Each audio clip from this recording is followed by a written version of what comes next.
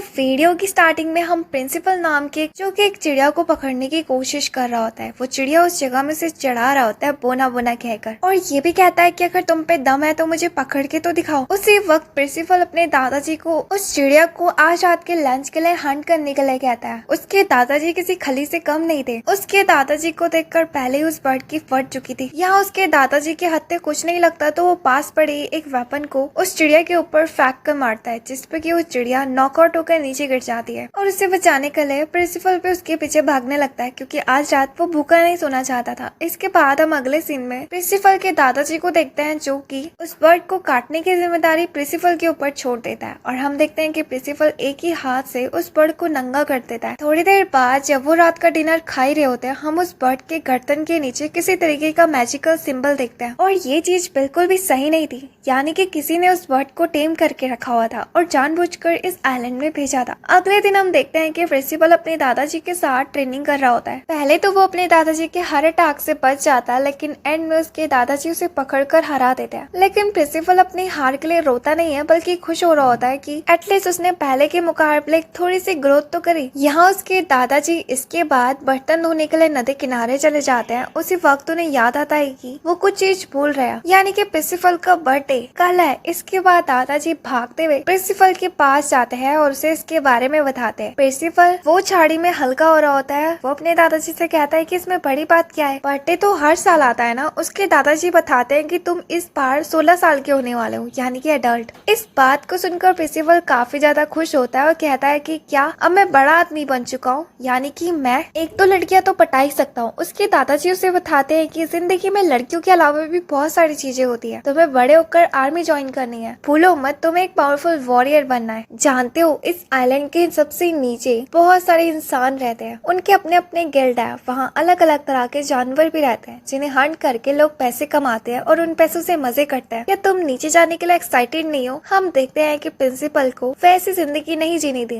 क्योंकि वो अपने दादाजी के साथ बहुत ज्यादा खुश है और वो उनसे कहता है कि मैं हमेशा यहीं रहना चाहता हूँ। अब उसी रात खाना खाने के बाद जब उसके दादाजी ने काफी ज्यादा ड्रिंक कर रहे होते हैं, उसके दादाजी उससे कहते हैं कि जानते हो जब तुम्हारे पापा भी 16 साल के हो गए थे, उस टाइम पर उन्होंने भी एडवेंचर गिल्ड को ज्वाइन करा था। प्रिंसिपल कहता है कि मुझे उस आदमी के बारे में कुछ भी नहीं सुनना, क्योंकि अब वो मर चुके हैं।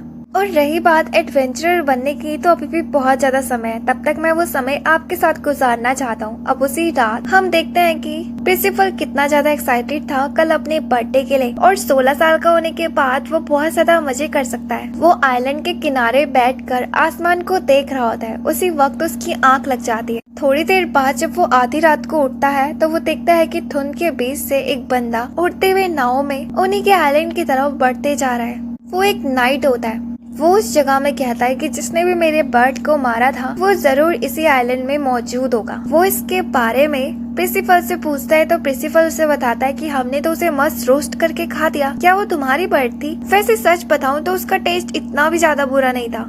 वो नाइट उस जगह में उससे कहता है कि क्या तुम्हारा नाम प्रिंसिपल है और तुम्हारे वो दादाजी कहाँ हैं? मैं उनका दोस्त हूँ और उनसे मिलना चाहता हूँ। प्रिंसिपल काफी ज्यादा हैरान होता है, क्योंकि आज तक उसके दादाजी ने अपने किसी भी दोस्त के बारे में उसे नहीं बताया, और वो पहला बंदा है जो कि उस आइलैंड में उनसे मिलने के लिए आया है। वो बहुत ज्यादा एक्साइटेड हो रहा होता है। बिना उस जगह में उस नाइट से ये पूछे हुए कि आखिर तुम यहाँ पर क्यों आए हो और तुमने नाइट के कपड़े क्यों पहने हुए, जैसे कि तुम जंग में जा रहे हो। वो उस जगह में सब कुछ बता देता है, अपने दादाजी के बारे में और उनकी लोकेशन के बारे में भी। खुद उस जगह में उसकी बोट के साथ खेलने लगता है। यहाँ वो नाइट उसके दादाजी को ढूंढने के लिए निकल पड़ता है। थोड़ी देर बाद प्रिंसिपल को उस जगह में एहसास होता है कि उसने बहुत बड़ी बेवकूफी कर दी है। आखिर वो किसी अनजान बंदे को, जिसके बारे में उसके दादाजी ने आज से पहले कभी नहीं बताया, उसको अपनी दादाजी की लोकेशन बता दिया। कहीं अगर वो कोई गलत आदमी हुआ तो इसके बाद वो भागते हुए अपने दादाजी के पास जाने लगता है। यहाँ हम उसके दादाजी को देखते हैं जो कि सुबह के लिए सब्जियां काट रहे होते हैं। उसी वक्त वो हॉली नाइट पे उस जगह में पहुंच जाता है और कहता है कि कितना ज्यादा अफसोस होता है तुम्हें इस हालत में देखकर। प्रिंसिपल के दादाजी उस आवाज को सुनकर पहचान लेते हैं और अलर्ट हो जाते हैं। उसी वक्त वो हॉली नाइट उसके ऊपर अटैक कर देता है और उसके दादाजी डायरेक्ट घर में जाकर गिरते हैं, जिस पर कि वो बहुत ज्यादा इंजर्ड हो जाते हैं। लेकिन तभी भी वो उस हॉली नाइट के पास जाकर उसके ऊपर काउंटर अटैक्स करने लगता है। उन दोनों की स्वॉर्डमैनशिप वाकई में देखने लायक थी। हॉली नाइट को नहीं लगता कि वो इस आदमी के सामने तलवारबाजी में से रोक पाएगा, इसलिए वो अपने पावर का यूज करके प्रिंसिपल के दादाजी के ऊपर अटैक करके उसका डोनट बना देता है। उसी वक्त उस जगह में प्रिंसिपल भी पहुंच जाता है और वो उस हॉली नाइट से कहता है कि तुम्हारी हिम्मत भी कैसे हुई मेरे दादाजी को हर्ट करने की, मैं कहता हूँ उनसे दूर हट जाओ। लेकिन वो हॉली नाइट उसका मुंह बंद करने के लिए उसके ऊपर ही अटैक कर देता है, लेकिन प्रिंसिपल उस अटैक से बच जाता है। वो हॉली नाइट उससे कहता है कि तुम्हारा कुछ ज्यादा मुंह नहीं चल रहा, अगर तुम्हें भी मरने का इतना ही शौक है तो तुम्हारे दादाजी की बात में तुम्हें भी मार दूंगा। प्रिंसिपल उस नाइट से लड़ने के लिए पास पड़े पत्थर को उसके तरफ फेंकता है, लेकिन इस छोटे से पत्थर से उसको थोड़ा सा भी फर्क नहीं पड़ता। तो जिस पर प्रिंसिपल इस बार बड़ा वाला पत्थर फेंकता है, लेकिन वो हॉली नाइट अपने आप को उससे बचा लेता है। इसके बाद जैसे ही वो हॉली नाइट उसके ऊपर अटैक करने वाला ही था, उसके दादाजी पीछे से आकर उस नाइट को पकड़ लेते हैं और प्रिंसिपल को इस जगह से भागने के लिए कहते हैं। जब तक कि उसके दादाजी उसे रोक पा रहे हैं, उसके पास ज्यादा समय नहीं है। प्रिंसिपल उस जगह में अपने दादाजी को अकेला छोड़ के नहीं जाना चाहता था, क्योंकि इस जिंदगी में उसके दादाजी के अलावा और उसके पास कोई है ही नहीं। वो नाइट उस जगह में कहता है कि अगर तुम्हारे ड्रामा खत्म हो गया हो तो मुझसे दूर हटाओ, क्योंकि तुम दोनों में से कोई भी इस जगह में बच के नहीं भागने वाला। इसके बाद वो उसके दादाजी के ऊपर काउंटर अटैक्स करके उसे घायल कर देता है और साथ ही साथ प्रिंसिपल के ऊपर भी वार करता है, जिस पर कि प्रिंसिपल काफी ज्यादा इंजर्ड हो जाता है। लेकिन तभी भी वो उठकर उस नाइट के ऊपर पंच मारता है,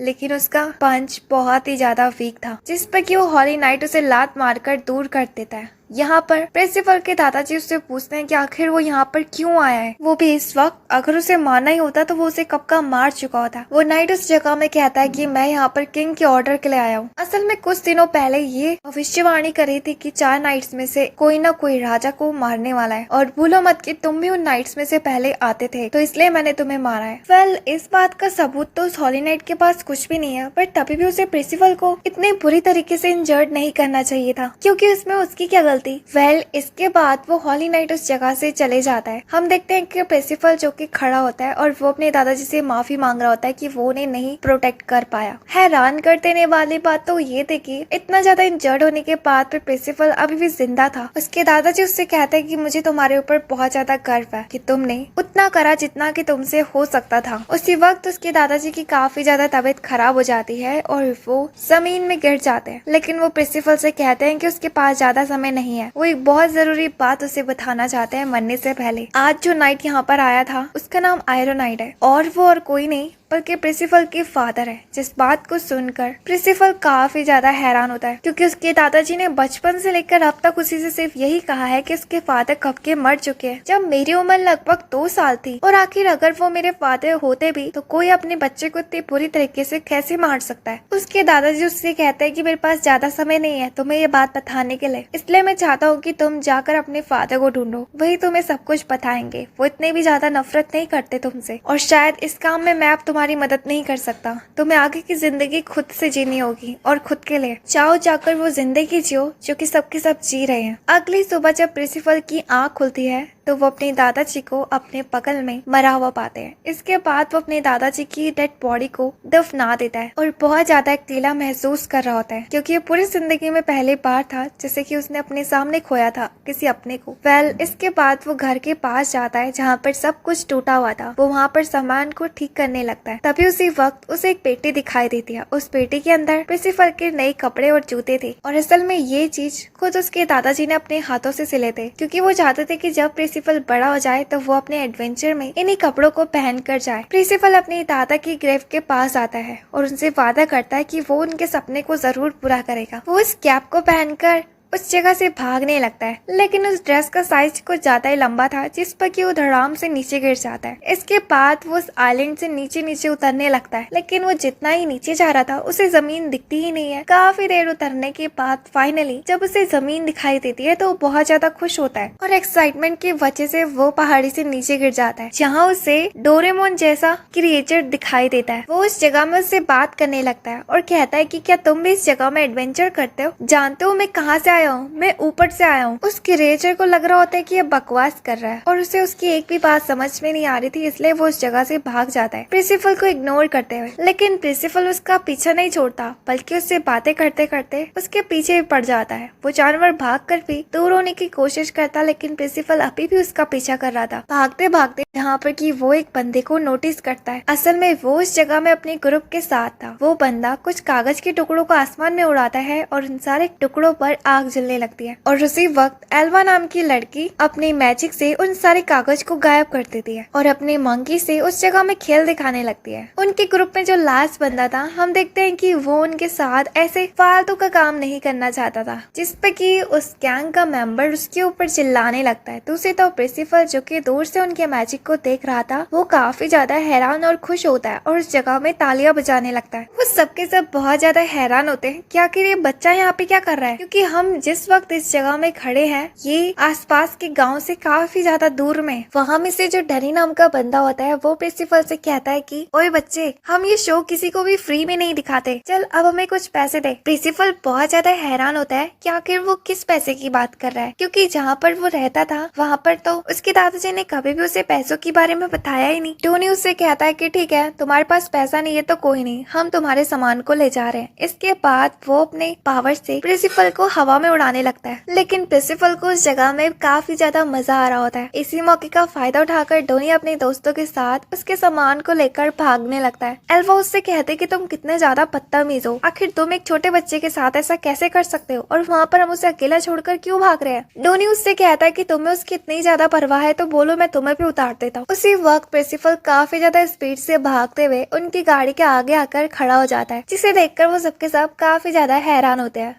इसके बाद टनी उससे माफी मांगने लगता है, क्योंकि उसे नहीं लगा था कि प्रिंसिपल इतना ज्यादा स्ट्रॉन्ग होगा। प्रिंसिपल गुस्से में उस जगह में उससे कहता है कि मैं तुम्हें छोड़ दूंगा अगर तुम मुझे एक बंदे के बारे में बता दोगे। वो उससे पूछते है कि तुम्हें किस बंदे के बारे में जानना है, तो प्रिंसिपल उस जगह में आयरन नाइट का नाम लेता है। लेकिन उनमें से किसी ने भी आयरन नाइट नाम का बंदा आज से पहले ना ही कभी देखा है और ना ही उसके बारे में सुना है। वो उससे पूछते हैं कि आखिर तुम उस बंदे को क्यों ढूंढ रहे हो। प्रिंसिपल बताता है कि वो मेरा बाप है और उसने मेरे दादाजी को मारा है, मैं उससे बदला लेना चाहता हूँ। वो ग्रुप काफी ज्यादा हैरान होता है और आपस में बात करने लगता है कि क्या वाकई में छोटा सा बच्चा रेवेंज के लिए इस जगह में आया है। प्रिंसिपल कहता है कि मुझे नहीं पता इसे बदला कहते हैं या फिर कुछ और, लेकिन मैं अपने बाप को पीटना चाहता हूँ और उससे पूछना चाहता हूँ कि आखिर उसने दादाजी के साथ ऐसा क्यों करा। वो ग्रुप उससे कहता है कि वैसे जिस बंदे के बारे में तुम कह रहे हो हमें उसके बारे में मालूम तो नहीं है, लेकिन हम गांव की तरफ ही जा रहे हैं, तुम भी हमारे साथ चल सकते हो, वहाँ शायद तुम्हें उसके बारे में कुछ जानकारी मिल पाए। प्रिंसिपल काफी ज्यादा खुश होता है गाँव में चलने के लिए, लेकिन डोमिनियन उससे कहता है कि आखिर मैं कैसे मान लूं कि तुम हमारे साथ चलने के लायक हो, जरा हमें भी तो अपनी स्किल दिखाना। इसके बाद वो एक लकड़ी के ऊपर सेब रख देते हैं और उस जगह में प्रिंसिपल की टैलेंट को देखने लगता है तीरंदाजी में। प्रिंसिपल जो कि 1 घंटे से निशाना लगा रहा होता है और जैसे ही वो शूट करता है वो तीर डायरेक्ट डोमिनियन के पास से गुजरता है, जिस पर कि उसके बालों पर कट लग जाता है। उससे बहुत ज्यादा गुस्सा आ रही होती है, लेकिन वो उस जगह में कुछ नहीं कर सकता था। उसे तब भी प्रिंसिपल को अपने साथ ले जाना पड़ता है। रास्ते में एल्वा डोमिनियन से कहते कि वैसे ये हेस्टल इतनी भी ज्यादा बुरी नहीं है। उसकी बातों पर वो उसे चुप रहने के लिए कहता है। फिर रास्ते के दौरान वो मोटा वाला बंदा, उसका नाम कैच होता है, वो प्रिंसिपल से कहता है कि हम गाँव की तरफ अपनी नेक्स्ट परफॉर्मेंस के लिए जा रहे हैं। प्रिंसिपल उससे पूछता है कि तुम उसी परफॉर्मेंस की प्रैक्टिस कर रहे थे जिसे मैंने थोड़ी देर पहले देखा, आखिर वो किस तरह का मैजिक था। डोमिनियन उससे कहता है कि मुझे ये फालतू के मैजिक में कोई भी इंटरेस्ट नहीं है, मैं तो बस ये काम मजबूरी में कर रहा हूँ पैसे कमाने के लिए। और अब इसके बाद कैच उस जगह में प्रिंसिपल को बताता है कि वैसे हम सबका सपना था कि हम हॉली नाइट्स बने,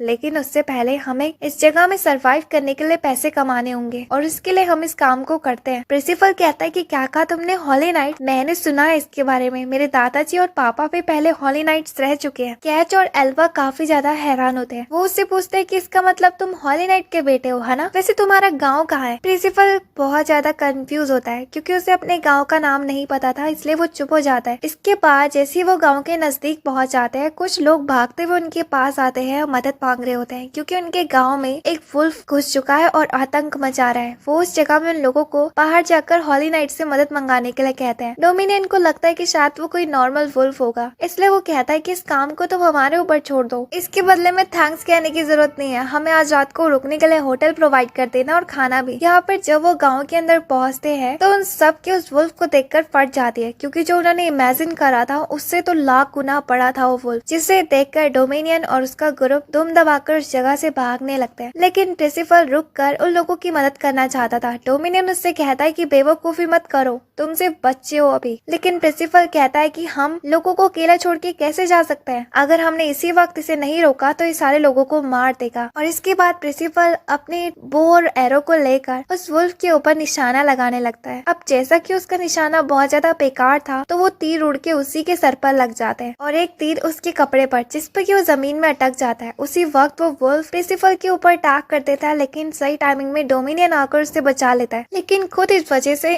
थोड़ा सा इंजर्ड हो जाता है। प्रिंसिपल को उस वुल्फ के ऊपर काफी ज्यादा गुस्सा आती है और वो उस जगह में उससे एक एक हाथ करने के लिए तैयार हो जाता है। इसके बाद जैसे ही वो वुल्फ उसके ऊपर अटैक करता है, हम देखते हैं कि प्रिंसिपल अपने एक हाथ से उसके वार को रोक देता है, जिसे देखकर सबके सब काफी ज्यादा हैरान होते हैं। इसके बाद प्रिंसिपल कूद कर उस वुल्फ को खींच कर थप्पड़ मारकर नानी याद दिला देता है। वो वुल्फ उस जगह में मारा जाता है और गाँव के लोग बहुत ज्यादा खुश होते हैं और हैरान भी प्रिंसिपल की ऐसी अमेजिंग स्किल्स को देखकर। वो सब के सब लोग उस जगह में खुशी मनाने लगता है कि उनमें से कोई भी हर्ट नहीं हुआ। दूसरी तरफ उस वुल्फ के मरने के बाद उसकी बॉडी में हम उसी तरीके के सिंबल को देखते हैं और हमें दूसरी तरफ वो नाइट दिखाया जाता है जिसने कि उस वुल्फ को उस जगह में भेजा था। हम देखते हैं कि वो प्रिंसिपल का टेस्ट लेना चाहता था और वो कहता है कि अगले बार वो खुद प्रिंसिपल से मिलने के लिए जाएगा। दूर पहाड़ी में हम उसी डोरेमोन जैसे जानवर को देखते हैं, वो भी उन सारी चीजों को देख रहा होता है। यहाँ नीचे गाँव के लोग बहुत ज्यादा हैरान हो रहे होते हैं कि इतना बड़ा जानवर अचानक से गाँव में आना ये कोई नॉर्मल बात नहीं है, ऐसा पहली बार हो रहा है। छोड़ो जो भी हो, अगले बार से हमें अलर्ट होना होगा। यहाँ पर हम देखते हैं कि कैश डोमिनियन की पट्टी कर रहा होता है। वो उस जगह में डोमिनियन को बताता है कि प्रिंसिपल एल्वा के साथ नदी में नहाने के लिए गया है, लेकिन डोमिनियन को प्रिंसिपल के ऊपर गुस्सा आ रहा होता है क्योंकि उसे नहीं लग रहा होता है कि प्रिंसिपल कोई बच्चा है। यहाँ हम नदी में उन दोनों को देखते हैं जो कि मजे कर रहे होते हैं, खास करके तो प्रिंसिपल जो कि उस जगह में छोटा बच्चा होने का नाटक कर रहा था। एल्वा प्रिंसिपल के छाती और बैक में इतने बड़े निशान को देखकर बहुत ज्यादा हैरान होती है। वो कहती है कि ऐसा लग रहा है कोई अटैक तुम्हारे बॉडी के आर पार गुजरा, लेकिन मैं बहुत ज्यादा हैरान हूँ कि आखिर तुम अभी तक सरवाइव कैसे कर पाए। वैसे जो भी कहो, तुम बहुत ही ज्यादा स्ट्रॉन्ग बच्चे हो। इसके बाद वो दोनों के दोनों वापस से विलेज में पहुंच जाते हैं, जहाँ पर प्रिंसिपल नोटिस करता है कि सबके सब गांव वाले उसी का इंतजार कर रहे थे अपनी पार्टी शुरू करने के लिए, जहाँ प्रिंसिपल जिंदगी में पहले बार शराब पीता है। डोमिनियन से कहता है कि वैसे तुम्हारी उम्र क्या है, लगता तो नहीं है तुम्हें देखकर कि तुम छोटे होंगे। अब जिस पर प्रिंसिपल बताता है कि मैं कोई छोटा बच्चा नहीं बल्कि मैं 16 साल का हो चुका हूँ। इस बात को सुनकर एल्वा काफी ज्यादा हैरान होती है और उस जगह में उसे शर्म आने लगती है। जो भी उसने प्रिंसिपल के साथ करा था उसे लगा था कि प्रिंसिपल सिर्फ एक छोटा बच्चा है। एनीवेज, इसके बाद हम देखते हैं कि गांव वाले अपनी पार्टी को शुरू करके सबके सब एंजॉय करने लगते हैं। उसी बीच प्रिंसिपल गांव के हर एक बंदे के पास जाकर आयरोनाइट के बारे में पूछने लगता है, लेकिन पूरे गांव में किसी को भी उसके फादर यानी कि आयरोनाइट के बारे में नहीं मालूम था, जिस पर कि प्रिंसिपल को काफी ज्यादा गुस्सा आती है और वो उस जगह में चिल्लाने लगता है कि आखिर कोई आयरोनाइट के बारे में क्यों नहीं जानता है। वो वहाँ पर आयरोनाइट को नीचे आने के लिए कहता है, एल्वा उसे शांत होने के लिए कहती है। लेकिन तभी उस जगह में आयरोनाइट तो नहीं लेकिन एक ब्लैक नाइट आकर प्रिंसिपल के सामने उतरता है और कहता है कि मैं आयरोनाइट के बारे में जानता हूँ। वेल, तुम्हारा नाम ही प्रिंसिपल है ना, और तुमने ही मेरे भेजे हुए इस मॉन्स्टर को मारा था।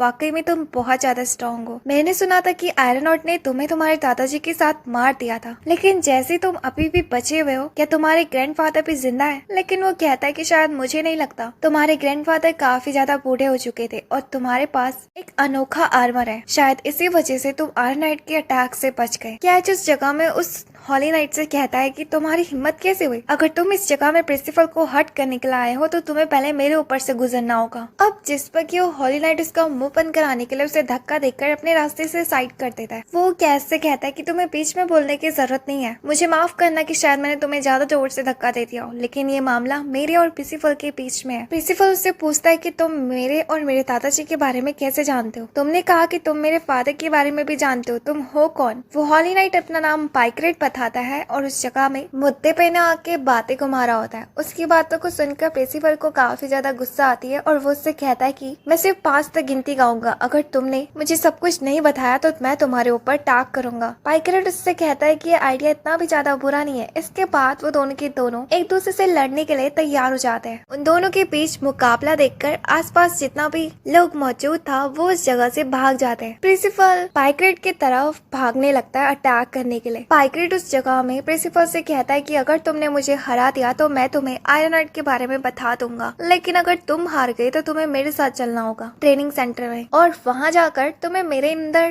ट्रेनिंग करनी होगी। प्रिंसिपल तैयार हो जाता है और वो उसे खींचकर पंच मारकर थोड़ा सा पीछे कर देता है। उसकी पावर्स को देखकर वो नाइट वाकई में काफी ज्यादा हैरान होता है। प्रिंसिपल उस नाइट के ऊपर लगातार अटैक किए जा रहा था लेकिन हर बार वो हार जाता है। वो नाइट उससे कहता है कि कोई दूसरी पावर्स दिखाओ, अपने मैजिक को बाहर निकालो, छुपा क्यों रहे हो? और इसके बाद वो प्रिंसिपल को पकड़कर धोने लगता है और प्रिंसिपल उस जगह में उस नाइट के सामने कुछ भी नहीं कर पाता है। गाँव के सब लोग प्रिंसिपल को बचाना चाहते थे लेकिन कोई भी हिम्मत नहीं कर रहा होता है आगे बढ़ने की। तभी उनमें से जो एक छोटा बच्चा होता है वो उस जगह में प्रिंसिपल को हार न मानने के लिए कहता है। उसकी बात को सुनकर प्रिंसिपल काफी ज्यादा मोटिवेट फील करता है। उसी वक्त उसकी दोनों हाथ से आग निकलने लगती है, जिसे देखकर पाइक्रेट बहुत ज्यादा हैरान होता है क्योंकि उसे लगता है कि शायद से प्रिंसिपल अपनी पावर्स को छुपा रहा था मुझसे। यहाँ प्रिंसिपल खुद भी अनजान था कि आखिर उसके हाथ में ये है क्या। उसे लगता है कि शायद उसके हाथों पर आग लग चुकी है और वो इधर उधर भागने लगता है, जिस पर कि वो उस नाइट की तरफ टकरा जाता है। जैसे ही वो फायर उस नाइट की तरफ लगती है तो वो सीधा दूर जाकर गिरता है। डोमिनियन प्रिंसिपल से कहता है कि ओए छोटी बुद्धि, ये कोई आग नहीं बल्कि तुम्हारे अंदर का मैजिक है। इससे तुम्हें कुछ नहीं होगा लेकिन तुम्हारे ओपोनेंट को जरूर होगा, इसलिए इससे डरो मत और उसका सामना करो। यहाँ दूसरी तरफ पाइलकेट भी खड़ा हो चुका था। प्रिंसिपल समझ चुका था अब उसे क्या करना है। पाइलकेट उससे कहता है कि मैं भी तो देखो तुम्हारा मैजिक कितना ज्यादा स्ट्रॉन्ग है, जितना हो सकता है उतना दम लगा लेना। और इसके बाद प्रिंसिपल पाइलकेट की तरफ बढ़ने लगता है। दूसरी तरफ पाइलकेट भी अपने मैजिक से उसके ऊपर अटैक करता है तो प्रिंसिपल उसके हर अटैक से बच रहा होता है। उसी वक्त उसका स्कार्फ चल जाता है, जिसे देखकर वो काफी ज्यादा घबरा जाता है क्योंकि ये फायर वाकई में असली थी और यहाँ वो अपने आप को पाइलकेट के हर अटैक से बचा रहा होता है इससे पहले कि वो उस जगह में फ्राइड चिकन बन जाता। उसी वक्त पाइलकेट अपनी दूसरी फायर टेक्निक का इस्तेमाल करते हुए प्रिंसिपल को घेर कर चारों तरफ से उसके ऊपर अटैक कर देता है, जिस पर कि प्रिंसिपल उस जगह में जलने लगता है। पाइलकेट उससे कहता है कि अगर तुम इस जगह में फ्राइड चिकन नहीं बनना चाहते हो तो इस जगह में सरेंडर कर दो, क्योंकि मेरी फायर तब तक नहीं बुझेगी जब तक कि तुम जलकर राग नहीं बन जाते। हम देखते हैं कि प्रिंसिपल उस जगह में मरने के लिए तैयार था लेकिन वो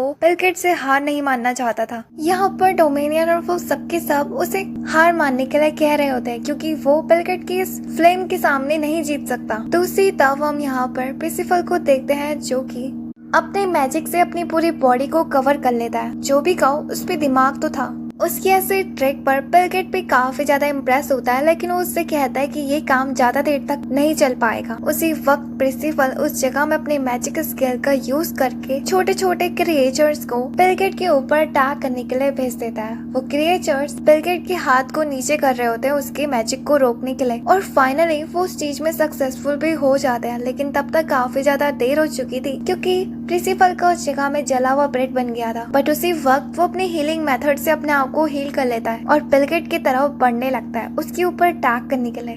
पाइलकेट अपने मन में सोचता है कि आयरन नाइट इसी को तब से छुपा के रख रहा था। अगर मेरा अंदाजा बुरा नहीं है तो प्रिंसिपल उन्हीं 4 नाइट्स में से एक नाइट है जिनकी भविष्यवाणी की गई थी। इस दुनिया में करोड़ों में से एक नाइट होता है ऐसा, और इस बच्चे की पावर्स इसकी उम्र से ज्यादा है। अभी वो इतना ज्यादा पावरफुल है तो बाद में कितना होगा। लेकिन अगर प्रिंसिपल के बारे में बाकी नाइट्स या फिर किंग को मालूम पड़ा तो वो उसे मरवा देंगे और मैं नहीं चाहता कि इतना अच्छा मौका मेरे हाथ से निकल जाए। ऐसी पावर्स मुझे कहीं नहीं मिलेगी। जब वो ये बात सोच ही रहा होता है प्रिंसिपल आकर उसे खींचकर पंच मार देता है और वो नाइट जमीन में जाकर गिरता है। उसकी ऐसी स्किल्स पर वो बहुत ज्यादा हंस रहा होता है और उसकी तारीफ भी करता है।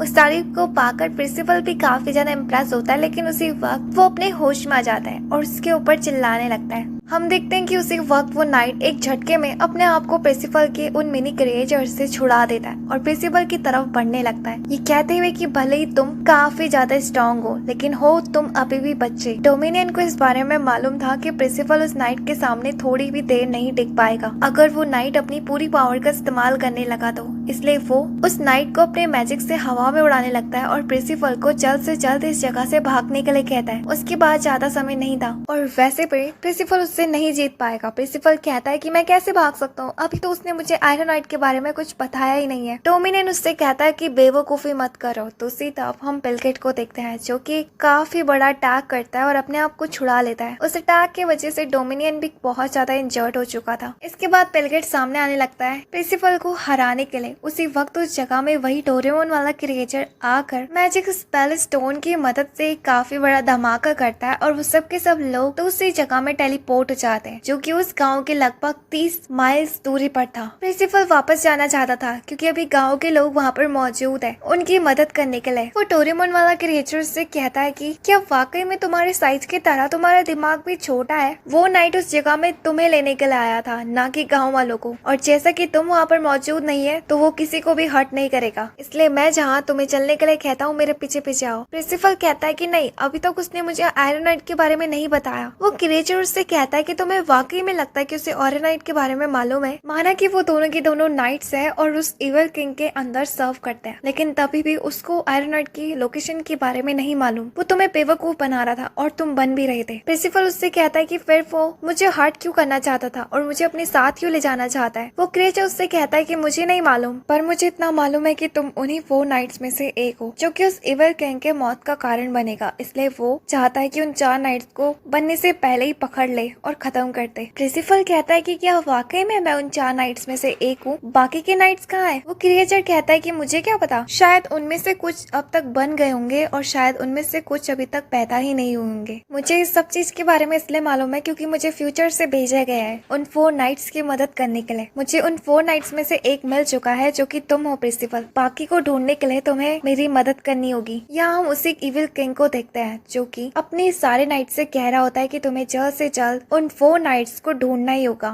मुझे जितना कि मालूम है इस वक्त वो सबके सब बच्चे होंगे और ये वक्त बहुत ज्यादा आसान है उन्हें खत्म करने का। इसके बाद राजा का मैसेंजर मिली गई जानकारी को सारे नाइट्स को बताने लगता है, जिनमें से जो पहला नाइट होगा उसके पास गोल्डन पावर्स होगी और दूसरे वाले के पास इविल आंख है। तीसरा पर्सन हरे बाल वाला बंदा है यानी कि प्रिंसिपल। चौथे बंदे के बारे में अभी मालूम नहीं पड़ा है। ये सारी जानकारी है उन नाइट्स के बारे में जैसे कि वो दिखते हैं। आयरन नाइट पहचान लेता है कि हरे बाल वाला बंदा और कोई नहीं बल्कि प्रिंसिपल है, यानी कि उसका खुद का बच्चा। और जब वो उस जगह से जा रहा होता है वो अपने आप को कोस रहा होता है कि आखिर उसने उस दिन प्रिंसिपल को जान से क्यों नहीं मारा। मुझे तब तक उस जगह में रुकना चाहिए था जब तक कि प्रिंसिपल मर नहीं गया। उसी वक्त उसके पास पेलकेट आता है। वो कहता है कि तुम ही आयरनॉइड हो, है ना? अगर मैं तुमसे एक बात कहूँ तो सच सच कहोगे? वो हरे बाल वाला बंदा तुम्हारा ही बेटा था, है ना? और तुमने ये बात सबसे छुपाई है। तुमने जानबूझकर उसे नहीं मारा। आयरनॉइड कहता है कि बकवास क्या कर रहे हो, मैंने खुद उसे अपने हाथों से मारा था।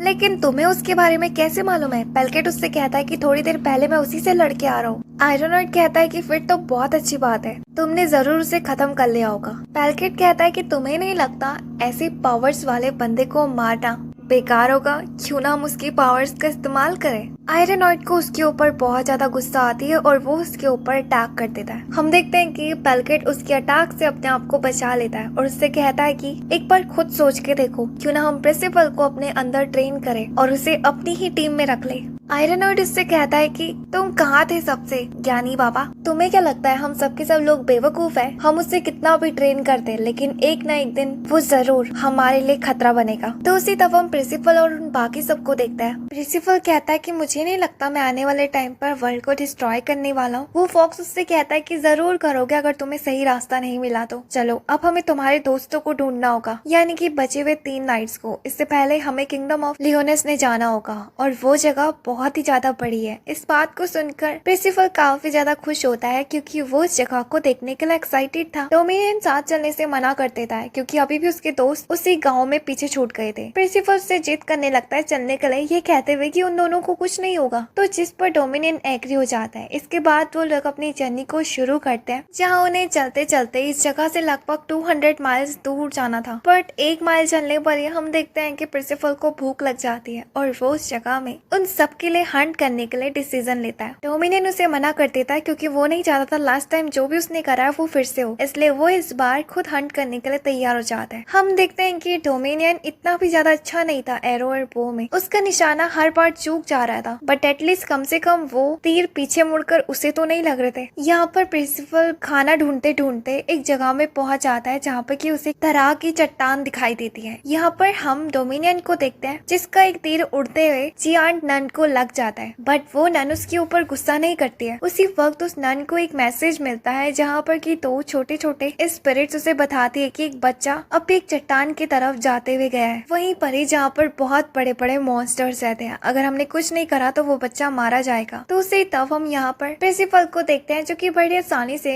उन सारे मॉन्स्टर्स को मार देता है। वो उस जगह में काफी ज्यादा प्राउड फील कर रहा होता है। उसी वक्त उसे कुछ आवाजें सुनाई देने लगती है, तो उसी तब हम उसी क्रिएचर को देखते हैं जो कि चिल्ला रहा होता है। असल में एक बंदा उसके ऊपर एक्सपेरिमेंट कर रहा होता है। उसी वक्त उस जगह में प्रिंसिपल आकर उसे बचा देता है, लेकिन खुद उस जगह में फंस जाता है। हम उस बंदे को देखते हैं जिसका इंजेक्शन डायरेक्ट प्रिंसिपल को लग जाता है और प्रिंसिपल उस जगह में बेहोश हो जाता है। इस बंदे का नाम नेशन है। बाहर हम उस नन को देखते हैं जो कि डोमिनियन के साथ मिलकर पूरे इलाके में प्रिंसिपल को ढूंढ रहे होते हैं। उसी वक्त वो स्पिरिट्स बताती है कि अब हमें नहीं लगता कि वो जिंदा होगा, अगर वो नेशन के हाथों पे लग गया होगा तो उसने भी जरूर उसके ऊपर एक्सपेरिमेंट करके उसे कुछ ना कुछ बना दिया होगा। डोमिनियन कहता है कि वाकई में नेशन इतना ज्यादा बुरा है, तो वो लोग बताते हैं कि हाँ, हमने खुद अपनी आंखों से नेशन को एक रैपिड को मॉन्स्टर में बदलते हुए देखा है। उसने यहाँ पर ज्यादा से ज्यादा मॉन्स्टर्स का कारण वो खुद है। डोमिनियन कहता है कि फिर तो हमें जल्द से जल्द कर प्रिंसिपल को बचाना होगा, इससे पहले कि उसके साथ भी पूरा हो जाए, और वो सबके सब नेशन की जगह में भागने लगते हैं। तो उसी तब हम प्रिंसिपल को देखते हैं जिससे कि उस इंजेक्शन के लगने के बाद जब होश आता है तो वो अपने आप को इस हालत में देखकर काफी ज्यादा हैरान होता है। उसी वक्त नेशन भी उस जगह में पहुंच जाता है और कहता है कि मुझे नहीं लगा था कितने जल्दी से तुम्हें होश आ जाएगा। जो दवाई मैंने तुम्हें दी थी उससे तो लगभग तुम्हें 10 घंटे तक बेहोश रहना चाहिए था। जो भी कहो, तुम बहुत ही इंटरेस्टिंग हो। प्रिंसिपल उससे कहता है कि क्या मैं पूछ सकता हूँ तुमने मुझे क्यों बांध रखा है और मेरे कपड़े कहाँ हैं? एटलीस्ट मुझे मेरा हेलमेट और ड्रेस तो दे दो, वो तो मेरे दादाजी ने दी थी मुझको, और वो चीज मेरे पास उनकी आखिरी निशानी है। नेशन उससे कहता है कि घबराने की जरूरत नहीं है क्योंकि मैंने तुम्हारे सारे कपड़ों को जला चुका है, लेकिन तुम्हारा हेलमेट और वो ड्रेस अभी भी सेफ है क्योंकि वो एक पावरफुल मैजिक से बनी हुई है। यहाँ वो प्रिंसिपल को दूसरा इंजेक्शन लगाने लगता है और कहता है कि अगर ये भी असर नहीं हुआ तो मैं थोड़ी देर बाद तुम्हें वापस से दूसरा इंजेक्शन दूंगा। इसके बाद जैसे वो इंजेक्शन देकर पीछे मुड़ता है और जैसे प्रिंसिपल की तरफ देखता है तो वो नोटिस करता है कि उसके बाल काफी ज्यादा बड़े हो चुके हैं। प्रिंसिपल उस जगह में चिल्लाने लगता है और कहता है कि मेरे बालों को वापस से नॉर्मल करो, तुम्हारी वजह से मैं अपनी दादा का दिया हुआ हेलमेट नहीं पहन पाऊंगा। नेशन उसे उस जगह में चुप रहने के लिए कहता है। नेशन उस जगह में बताता है कि वो ये एक्सपेरिमेंट इसलिए कर रहा है जिससे कि वो इस जगह को इम्यून बना सके फ्यूचर में होने वाले बहुत बड़े डिजास्टर से। हमें मालूम पड़ता है कि नेशन ने एक तरह का ड्रग बनाया हुआ है और वो उसी ड्रग का टेस्ट ले रहा है। इस वक्त बात करते करते वो वहाँ पर प्रिंसिपल को ये भी बताता है कि जो बाहर तुम्हें नन दिखाई दी होगी वो मेरी बहन है। वो चाहती है कि मैं अपने एक्सपेरिमेंट्स को रोक दूं, लेकिन ये काम इस पूरे फॉरेस्ट को बचाने के लिए कर रहा हूँ। प्रिंसिपल उससे कहता है कि अगर कोई बात है तो मुझे बताओ पूरी, शायद मैं तुम्हारी मदद कर पाऊँ, लेकिन अगर तुम मुझे ऐसे बांध के रखोगे तो ये चीज सही नहीं है। नेशन उससे कहता है कि अपना मुंह बंद रखो, मैं किसी भी अनजान आदमी की मदद नहीं लेना चाहता हूँ। और इसके बाद वो वापस से उस ड्रग के ऊपर टेस्ट करने लगता है। जैसे ही वो पीछे मुड़ता है वो देखता है कि प्रिंसिपल उस जगह से गायब है, क्योंकि असल में प्रिंसिपल ने अपने आप को छुड़ा लिया था और वो अपना हेलमेट पहनकर उस जगह से भागने की कोशिश कर रहा था, लेकिन उसके बाल बड़े होने की वजह से वो हेलमेट उसके सर में नहीं घुस रहा था। नेशन को ये चीज देखकर काफी ज्यादा गुस्सा आती है और वो उसके ऊपर अटैक करने तैयार हो जाता है। वो प्रिंसिपल से कहता है कि मैं तुम्हें हर्ट नहीं करना चाहता हूँ, अगर तुम चुपचाप से मेरी बात को मान लो तो। यहाँ पर प्रिंसिपल को पकड़ने के लिए आगे बढ़ने लगता है, लेकिन प्रिंसिपल अपने अटैक से उसे उसी के टेबल में पटक देता है जिस पर कि वो अपना काम कर रहा था। वहाँ उसके सारे टेस्ट बिखर जाते हैं और जिस ट्रक के ऊपर वो इतनी मेहनत कर रहा था वो हवा में उड़ते हुए नीचे गिरने वाला था। उसी वक्त हम देखते हैं कि प्रिंसिपल उस ट्रक को पकड़ लेता है। नेशन उससे कहता है कि वो देखो उस ट्रक को मुझे वापस कर दो, वो मेरी दिन रात की मेहनत है। लेकिन प्रिंसिपल उस ट्रक को एक ही घूंट में पी जाता है जैसे कि वो कोई फ्रूटी हो। नेशन उस जगह में इसलिए हैरान नहीं था कि प्रिंसिपल ने उसका बनाया हुआ ड्रग पी लिया, बल्कि इसलिए कि वो ड्रग अभी उसने टेस्ट नहीं करा था उसके ऊपर, और इस बच्चे को मालूम भी है कि उसने कितनी बड़ी गड़बड़ कर चुकी है। वो इस ड्रग के इफेक्ट की वजह से मर भी सकता है। लेकिन उसी वक्त प्रिंसिपल को अपनी बॉडी के अंदर एक एनर्जी का ब्लास्ट महसूस होता है और वो बहुत ज्यादा एनर्जेटिक फील करने लगता है और इधर उधर भागने लगता है। वो छत में जाकर गला फाड़ फाड़ के चिल्लाने लगता है, जहाँ दूसरी तरफ डोमिनियन और उन बाकी सबको भी प्रिंसिपल के लोकेशन के बारे में मालूम पड़ जाता है। यहाँ दूसरी तरफ नेशन उससे कहता है कि तुमने ऐसा क्यों करा। प्रिंसिपल उसे बताता है कि मैं तुम्हारी मदद करना चाहता था और तुम ही तो चाहते थे ना कि ये ड्रग काम करता है या फिर नहीं, तो देखो मैं बिल्कुल सही हूँ। नेशन सोचता है कि वैसे ये लड़का वाकई में ठीक दिखाई दे रहा है, यानी कि मेरा बनाया हुआ ड्रग सक्सेसफुल हुआ। और इसके बाद बचा हुआ ड्रग वो खुद पी जाता है, जिसकी वजह से वो जमीन में बेहोश हो जाता है। उसी वक्त उस जगह में डोमिनियन और वो बाकी सबके सब भी पहुंच जाते हैं, जहाँ डोमिनियन प्रिंसिपल के ऐसे बालों को देखकर हंसने लगता है, कहता है कि ये हालत तुम्हारी नेशन ने करी है। और बाकी के स्पिरिट्स पे उस जगह में नेशन को ही कोसने लगते हैं। प्रिंसिपल उन सबसे कहता है कि चुप रहो, नेशन ने मेरे साथ कुछ भी बुरा नहीं करा।